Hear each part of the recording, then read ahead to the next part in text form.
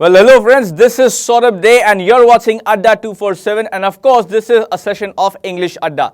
In the previous session आपने देखा कि जो बेसिक टाइप्स होते हैं नाउन्स के वो क्या होते हैं और आज हम लोग जानेंगे बिहेवियर ऑफ द नाउन, यानी कि अगर हम बात करें सरल शब्दों में तो नाउन्स के ऐसे कौन से रूल्स हैं जो आपको हमेशा ध्यान में रखने चाहिए, तो उनके रिगार्डिंग आज हम कुछ रूल्स यहां पर डिस्कस करने वाले हैं. So let's have a look at the first rule.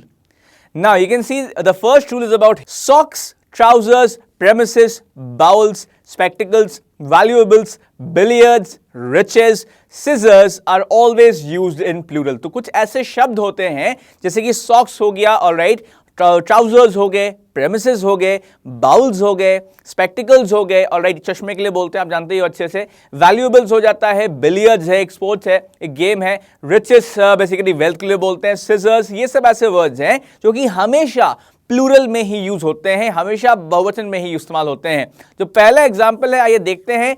Hand me over a pair of scissors. देखो आप देख सकते हो जो कैंची होती है, जो सिजर होते हैं, अल्टीमेटली जो है इसका हैंडल में डबल हिस्सा होता है, ऑलराइट, तो इसीलिए हम बोलते हैं it's called a pair of scissors. So hand me over a pair of scissors. ठीक है, देखते हैं नेक्स्ट एग्जांपल.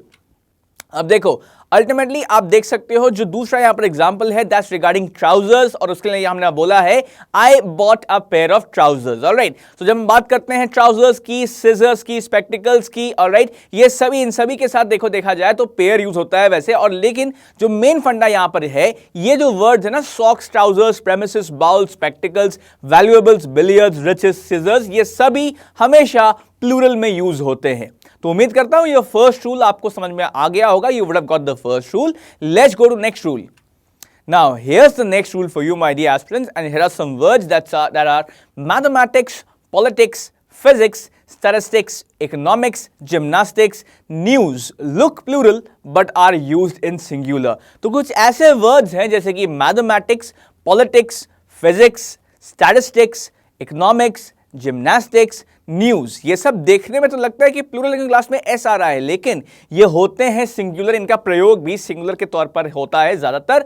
फॉर एग्जांपल देखते हैं पहला रूल, पहला example, economics is an interesting subject. Alright, तो डेफिनेटली जो इकोनॉमिक्स है देखिए वो काफी इंटरेस्टिंग सब्जेक्ट होता है. और देखो हमने क्या कहा था, ये सभी वर्ड्स होते हैं सिंगुलर में यूज. ऑलराइट, तभी बोला क्या, economics is an interesting subject. ठीक है, देखते हैं एक और example, one more example. Now here's another example for you, physics is a fascinating subject. तो देखो जब भी यहां पर हम इनकी क्वालिटी की बात करते हैं ये हमेशा सिंगुलर में यूज होते हैं. यहां पर देखिए मैं आपको एक बताना चाहूंगा एक चीज कि देखो जब भी हम बात करते हैं ना सब्जेक्ट की, लाइक इकोनॉमिक्स या फिजिक्स या मैथमेटिक्स, तो देखो इनकी क्वालिटी बताते टाइम तो ये सिंगुलर रहते हैं, लेकिन इनका एप्लीकेशन के टाइम या इनके यूजेज के टाइम ये प्लूरल हो सकते हैं. Well, these are the things. Now let's go to next rule please. So gentry, police, cattle, people, poultry are collective nouns which look singular but are used in plural. अब देखो जो आपका collective noun होता है ना यार, इसके साथ रूल ये होता है कि sometimes they can be singular and sometimes they can be plural according to the usage. लेकिन कुछ ऐसे words होते हैं जैसे कि gentry हो गई, पुलिस हो गया, cattle हो गया, people हो गया, poultry हो गया, इनके साथ एक hard and fast रूल है. ये सभी कलेक्टिव नाउन्स है और ये हमेशा प्लूरल ही रहते हैं. देखते हैं पहला एग्जांपल. अब देख सकते हो, देखो जो पहला एग्जांपल है वो पुलिस के रिगार्डिंग है. The police are investigating the case. You can see over here. तो जो पुलिस वर्ड है देखो इसके साथ हमेशा प्लूरल वर्ब आएगा, इसलिए हमने बोला है the police are investigating the case. ये ग्रामेटिकली बिल्कुल सही है. देखते हैं एक और example. The people are happy in his rule. अब देखो डेफिनेटली जहां बात कर रहे हैं, मैंने कहा था ना पीपल एक ऐसा वर्ड है जो कि शो करता है कलेक्टिव नाउन और हमेशा प्लूरल के तौर पे ही यूज होता है, इसलिए यहां पर लिखा हुआ है the people are happy in his rule. उम्मीद करता हूं कि ये तीन रूल्स आपको समझ में आए होंगे, इंटरेस्टिंग लगे होंगे. And now it's turn for the next rule. Okay, अब देखो नेक्स्ट रूल आपके सामने आ चुका है. Poetry, advice, information, hair, scenery, furniture are always used in singular.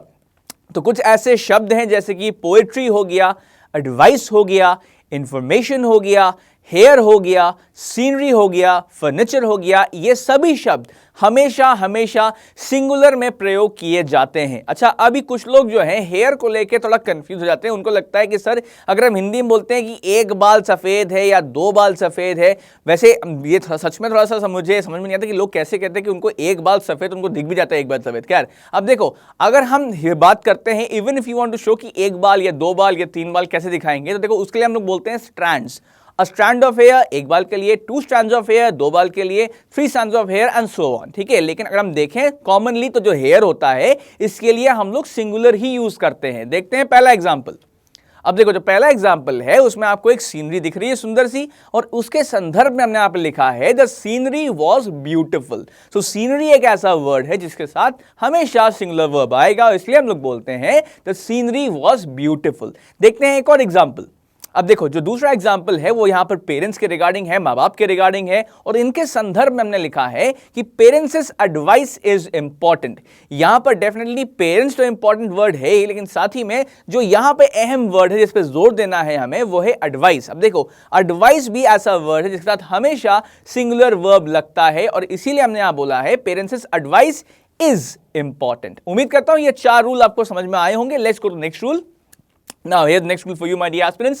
Cod, fish, sheep, deer, swine, series are always singular. Alright, तो देखो ये जो वर्ड है लाइक कॉड हो गया, देखो ये एक्चुअली एक फिश ही होती है जिसे बोलते हैं कॉड लिवर ऑयल। इसका बहुत लिवर ऑयल फेमस होता है फिश में।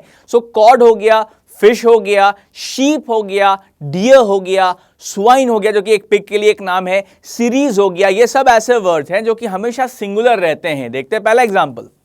Now the first example is the fish can't live without water। वैसे तो ये फिश देखने में काफी टेस्टी लग रही है, डिलीशियस लग रही है, हालांकि हमें यहां पर खाने पे ध्यान नहीं देना है। ध्यान इस बात पे देना है कि फिश जो है भाई ये हमेशा सिंगुलर रहती है। तो अब देखो एक चीज ख्याल रखना, कभी भी फिश फिशेस नहीं होगी, ठीक है। लार्ज ग्रुप ऑफ फिश ऐसा बोल सकते हैं, लेकिन फिश को आप फिशेस नहीं करेंगे। So that's why the fish can't live without water. देखते हैं एक और एग्जांपल। अब देखो ये रहा आपके सामने example, his sheep was butchered for dinner. तो मुझे लग रहा है शायद न्यू ईयर पार्टी की तैयारी हो रही है। खैर, his sheep was butchered for dinner. Even अगर बहुत सारे, मान लो बहुत सारे भेड़े होती ना, तब भी हम यही बोलते हैं कि his group of sheep. So let's go to next one.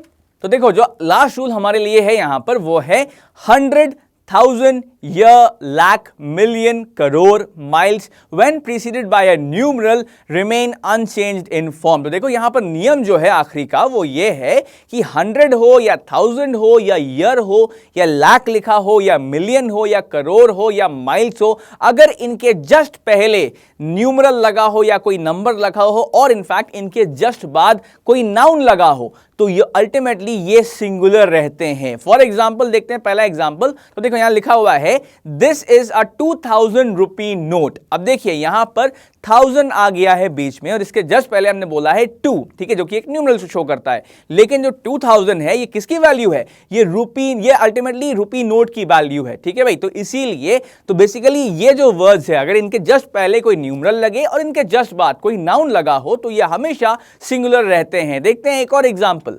अब देखो जो अगला एग्जांपल है वो है there were 6 million people in the nation. अब देखो यहां पर जो मिलियन है इसके जस्ट पहले एक न्यूमरल लगा है 6, ऑलराइट, और इसके जस्ट इस 6 मिलियन के जस्ट बाद क्या लगा हुआ है? पीपल, जो कि एक नाउन है। तो फिर मिलियन के जस्ट पहले न्यूमरल और इसके जस्ट बाद में एक नाउन। तो जब भी ऐसा होता है तो मिलियन जो है हमेशा क्या रहेगा? सिंगुलर रहेगा फॉर्म में। तो उम्मीद करता हूं कि आज के जो 6 रूल्स थे ये आपको समझ में आए होंगे, ऑलराइट।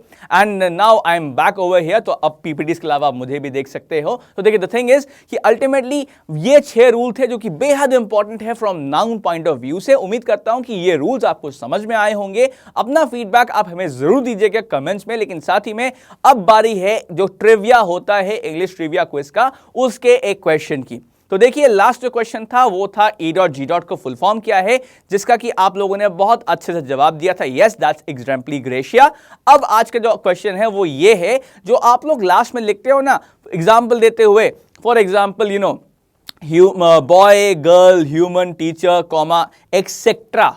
जो ये लास्ट में ETC बोलते हो या एक्सेट्रा बोलते हो, इसका एक्चुअल फुल फॉर्म क्या है? तो ETC डॉट का एक्चुअल फुल फॉर्म क्या है ये आपको बताना है। इसका जवाब भी आपको मिलेगा कमेंट सेक्शन में। एंड आज के इस वीडियो के लिए इतना ही। देखते रहिए अड्डा 247। Thank you.